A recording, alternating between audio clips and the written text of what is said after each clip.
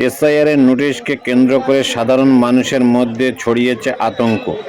অভিযোগ উঠছে যথাযথ যাচাই ছাড়া একের পর এক নোটিশ পাঠানো হচ্ছে, যার জেরে নিরপেক্ষতা মানুষরাও অফিসে দৌড়াতে হচ্ছে।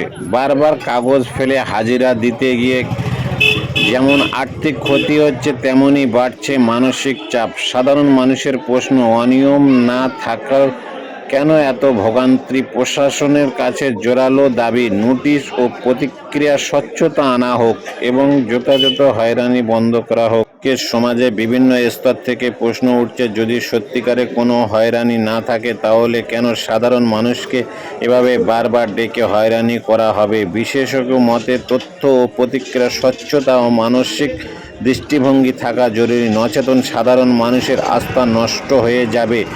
এই বিজেপি সরকার যেভাবে মানুষকে হয়রানি করছে ও লাইনে দাঁড় করছে, তার বিরুদ্ধে এক নজর নেওয়ার দরকার ছিল। কমিশনারকেও এই বিজেপির হয়ে কাজ করছে বলে আশা করছে সাধারণ মানুষ।